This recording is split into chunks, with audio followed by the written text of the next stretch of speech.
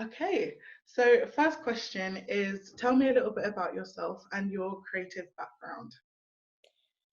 My creative background, I think I've always, it's a very cliche thing to say, isn't it? I've always done it. I've always been into it, but I really think I have. I really think I've always been, I went to dance school, I did the festivals, I did all that kind of stuff. And then I thought, you know what, I'm no good at anything else, so I might as well try and pursue a career in it. Um, so so I did. So I went to Liverpool first and did 3 years there. And then I went and did a year in London studying, and then was lucky enough to get bits and bobs of jobs. And then that kind of took me to a point where I was with my husband for a fair amount of time, and we decided we want to come home and try for babies.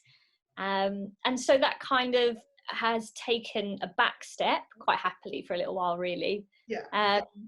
And then I was kind of, I don't know, during this so that's initially how I kind of have always had it in my life, really. I've always had singing and music, and there's always been music in my house. I've got a big family of 3 brothers and my mum and dad, and there's just been always an eclectic mix of music constantly around the house. So it's always been there, and is always a source of shared enjoyment, which is what I've always kind of mostly seeked from doing any sort of musical or creative activity, I suppose, or career.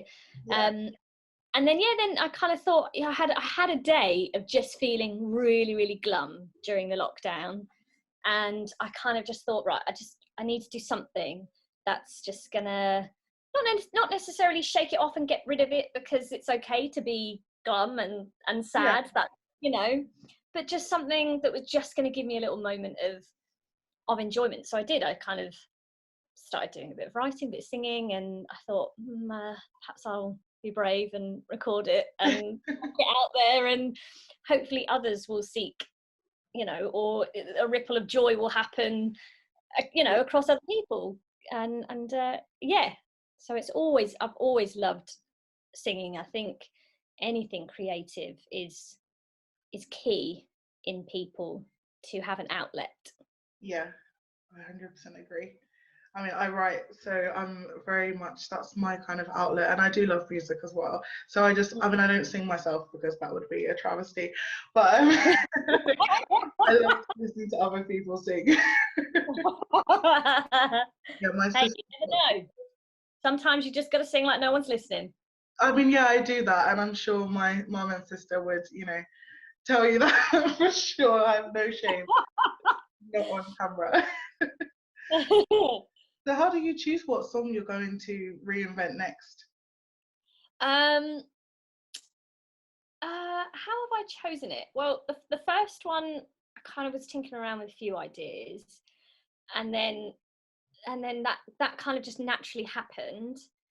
And then the second one, I believe, was Rolling. I'm trying to think what I've done now. I should have watched myself back, I guess. I've never watched myself back. Oh, you haven't?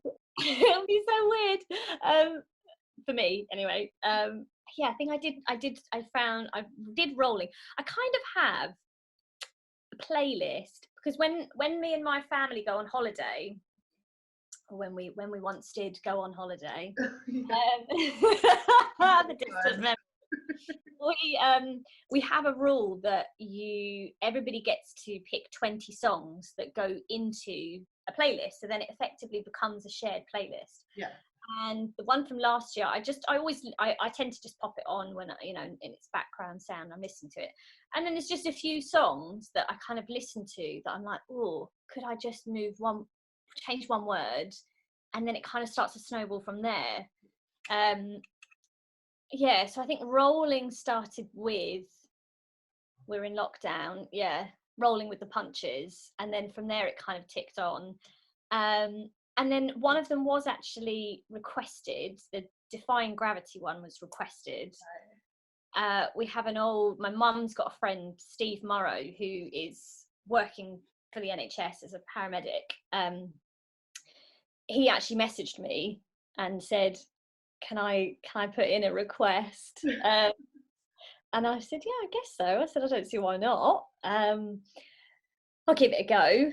And that was the request. And I thought, well, there's no way I can hit that cracking note at the end. I mean, it will crack. So I did chicken out a little bit, and I did the Glee version. Yeah. Yeah, the Glee version was a bit shorter, and I thought it kind of lends it to that cheesy. There's always, I suppose, with any of my song edits, there's always an element of humour to them. So I found that one easy to put some humour to. Yeah, some of them have just kind of happened, and some of them requests. Oh, I know the other one that I did. It was The Little Mermaid. And some of those lyrics were actually written by my mum. My mum. Yeah. That was the one that came after Gloria Gaynor, because she sent me a message and was like, you have to do another one. Here are some lyrics to get you started. So I was like, okay, yeah, I'll do that. So actually it's my mum. My mum wrote some lyrics, yeah. And they were brilliant. I thought, how can I not add to it? And it's Disney. I mean, how can you not do Disney? Yeah. Disney is just just a great playlist all by itself. Oh, it's strong. It's so strong. It really is. Yeah. How long does it normally take you to write a song, like, to change lyrics? Change the lyrics. It kind of varies. Some of them, yeah, I don't know. I tend to look at the original lyrics first, and then I see if it's just a case of tweaking one or two words, because you still want to have an element of the previous song. Yeah. So there's recognition there for whoever's listening to it to kind of go, yeah, I know the tune of the song, but I also still recognize some of the lyrics there. Yeah. Sometimes I cut, because I've obviously got two boys knocking about. So during the day, very much about me and them, which I adore. Sometimes stressful, obviously. It's just being a mum with two children. It just happens. But most of the time, it's really delightful. And I put all my energy into them. So then come the evening, that's when I'll sit down and I'll kind of tinker around with a few things. And depending on if my husband's at work or not, will maybe depend on how long I'll sit and tinker. But I kind of just gradually look at them throughout the week. I kind of just dip my toe in every now and then. And yeah, and I quite enjoy that. It doesn't feel like an intense process. Yeah. It just feels like a nice hobby at the moment, I suppose. Yeah. Like it comes together naturally, like throughout the week, and then. Yeah, it kind of does. Yeah, it really does. And then sometimes when I'm kind of, because I'll sit and sing them quietly before I record anything, and then other things, if it comes from a lyric choice, or I suppose an acting choice on the words, that will then sometimes change things as well, that I'm like, oh, actually that kind of lends itself to a different feeling. But it kind of happens naturally. Yeah. So are you posting regularly? Like, have you come up with a schedule, or is it just whenever you get the inspiration? I tend to, I originally, because I didn't anticipate it being as popular as it has been, it is lovely. Yeah. So then when the second week happened, and Mum was like, do this one, and then a few other people were like, you've got to do some more. I kind of thought, okay, well, I will try my best to do one a week at least, and put them out at the weekend, put them out on Saturday after everybody's had a whole week of it, and then they're just there on Saturday for whatever people want to do with. Yeah. So yeah, I tend to do one a week at the moment. I've been speaking to my friends who have challenged me to pick up my ukulele and actually learn it, which I've had sitting in my house for a long time. Oh, you play the ukulele? No, yes, well, no, I don't play it yet. I look at it and I go, oh, I wish, maybe one day. No, but that is my next challenge. So perhaps my thought is there might be a natural progression from doing backing tracks to maybe kind of ukulele song edits. Yeah. Which in my mind seem like really great fun. And I think when I actually come to do it, I'll go, oh gosh, this is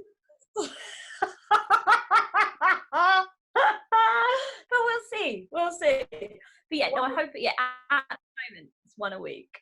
Well, fingers crossed that you know, progress onto the ukulele. I think I'd love to see that. That would be great. Yeah, hopefully. It seems like a fun instrument, and lots of people make brilliant jokes, which I've never heard before. Of it when I'm 4'10", so I'm of a short stature. So the obvious joke is, well, you know, at least your fingers can play a ukulele. Your hands are at least. Oh, wow. Yeah, just about, these tiny hands are just about big enough for a ukulele. How long has it been sitting there? Pardon? How long has the ukulele been sitting there? Oh, it's probably been there for about a year. About a year, I know, maybe a bit more.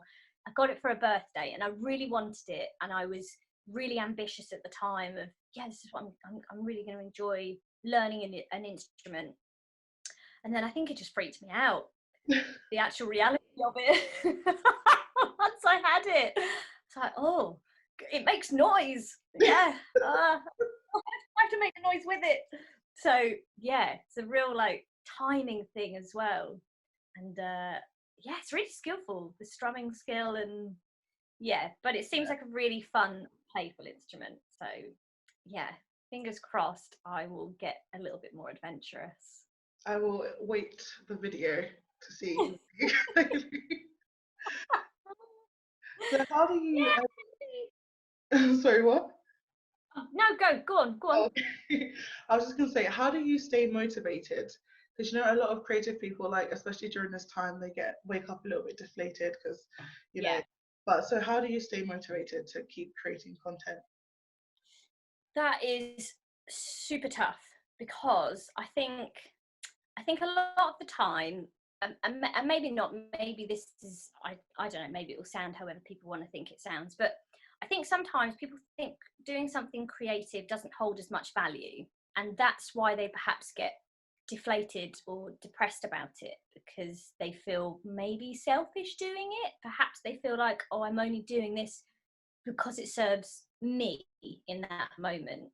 And actually that I think that is so key, so important, just as important as going for a jog or doing yoga or whatever you might find you want to do for that half an hour of mental well-being. Yeah. Having that half an hour of doing something creative, I just think is so key to look at it in a different way, to value it differently, to not value it as a selfish indulgence, but value it as something important and precious to keep you motivated. And yeah, I think it is tough though. It is really, really tough, because a lot of the time you sometimes do something creative in the hope that it will serve others.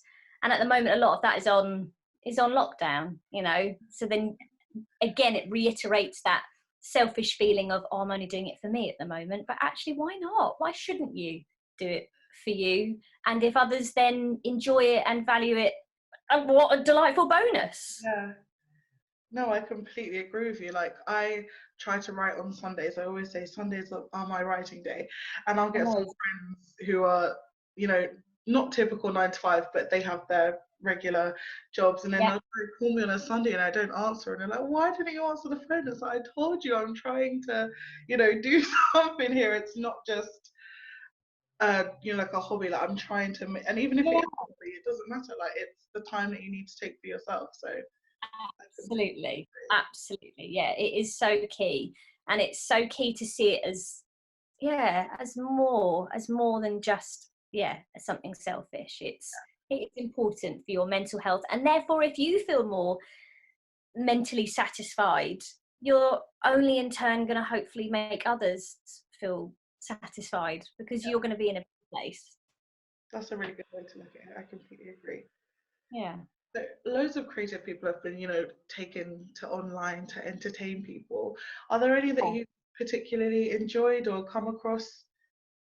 Like any others who are doing similar things to you? Oh, someone who I really look up to is Amy Booth Still. She plays the ukulele and she does really quirky songs, and she was meant to be doing a show this year, and unfortunately, obviously, it's not happening. But I have her on Twitter, and I love watching her. She does something about like dating, and she does all sorts, and she's on the YouTube, and really, she's a massive inspiration to me as an idea of where I would perhaps like to go or like to do. Really enjoy following her and listening to her. I listen to a lot of podcasts because I think they're quite a nice thing to just have in your ears sometimes. There's not too much visual distraction, I guess. So I really enjoy listening to Fern Cotton. That's not necessarily musical, but I like her Happy Place podcast. I just think she has such a lovely, it's so good. She has such a lovely variety of people and a brilliant perspective on looking at things. And often I'll listen to her podcast and I'll kind of go, oh, I'm going to write something now, because actually I feel like I deserve to, or I want to, or that sometimes listening to something with particular content gives you that motivation to then sit down and do something for half an hour that makes your brain feel good. Yeah, no, Fern, I've always liked Fern Cotton. I think she seems like a really nice person, good person to hang out with. She seems like she would be. She's really down to earth, isn't she? And she just seems genuinely open to listening to other people as well, and just wanting to learn from others in the hope that it might kind of help her, I suppose, as well, or anybody else that might be listening. Hers is a good podcast to listen to. Where like a lot of artists have been doing live shows, and some of them have been like proven to be quite successful, do you think that lockdown will change the way that we enjoy shows that we'd usually go and see in the future?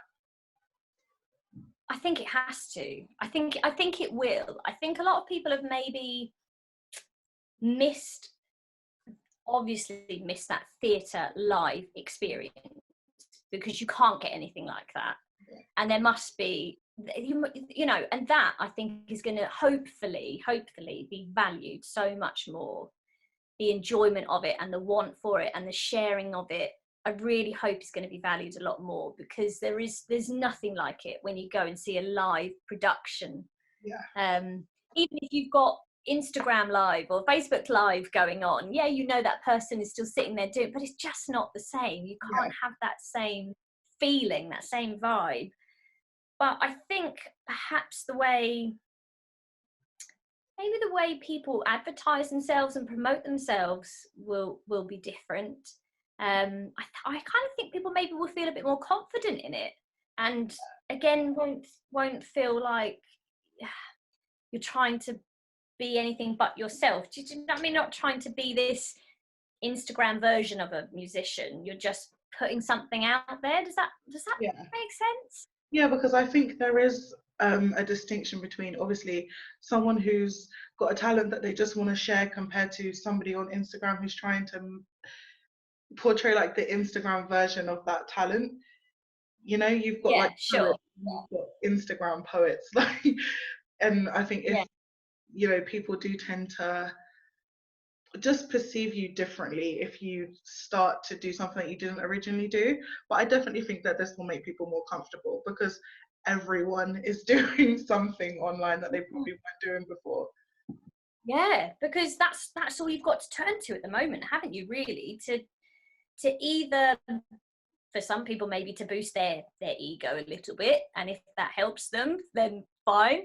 For some people it's just to have that connection. It's to just remember that there's more people out there beyond the ones that are in your four walls. You know what I mean? So that's why I think people are reaching out, and that's kind of a silver lining, that people seem to want connection and community, and it does seem to be bizarrely creating that, even though we're in very small bubbles of our own household. It's a remarkable thing that's happening. Yeah, it is. It's very strange. You wouldn't think that it would take something like this for people to feel that sense of community. The one time we're not actually allowed to go near each other.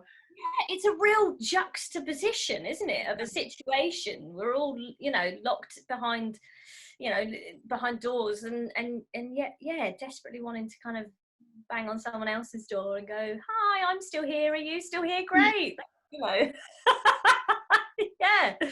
Or when you mentioned poetry, it did remind me of someone else that I listened to. Rob Orton does a daily podcast, and he does poetry, he does spoken word. He started in January, and obviously it's continued, and they're only like 7 to 11 minutes long. They're real nice, short, sometimes silly, sometimes insightful, sometimes bizarre, but they're really wonderful bits of spoken word. So he's another good one to listen to. Yeah, Rob Orton. Great. Okay, so last question for you is, what are Nicola's top tips for surviving the lockdown? Oh my God, I don't know. Does anyone? Oh, me, please.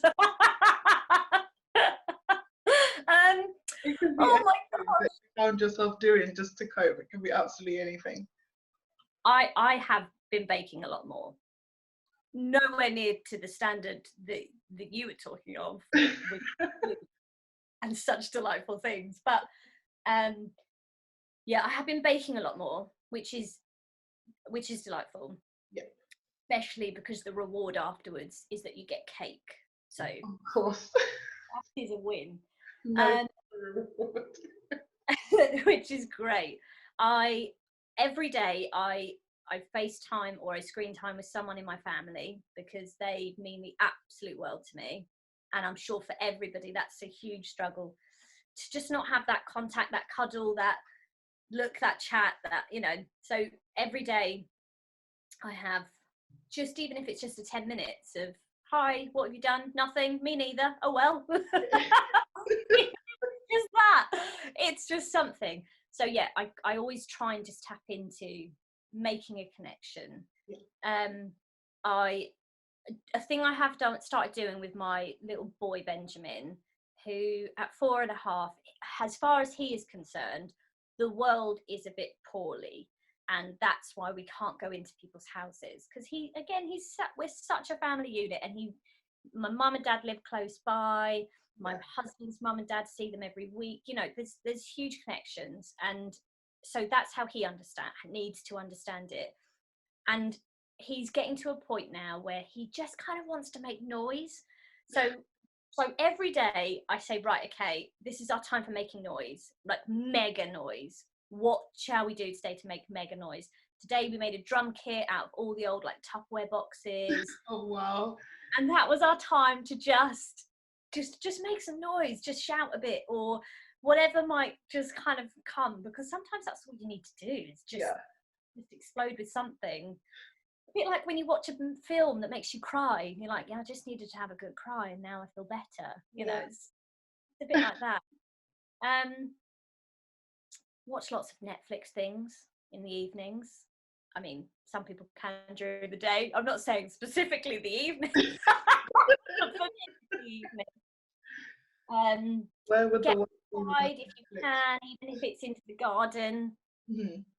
because that is so key. Again, just having that little bit of, you know, like they're saying, take a walk once a day, and I do think that's important. I think that was important before, really.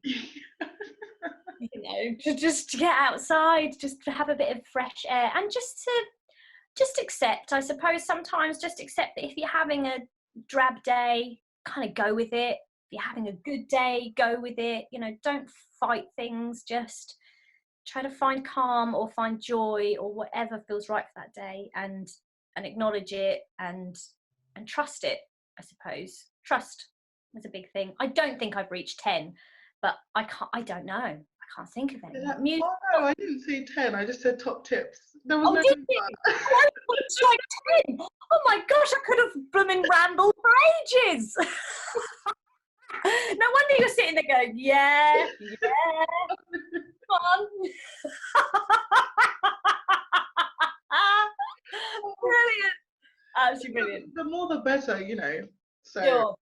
It's great. It's fine. Music on and have a dance. Why not? Music is the key. I hope that you're doing all right, though. I'm so pleased that you are encouraging people to remain creative, and to seek out others that are trying to Yeah, remain. it's going to be a good series. There's some good people who I've been talking to, and obviously you're one of them.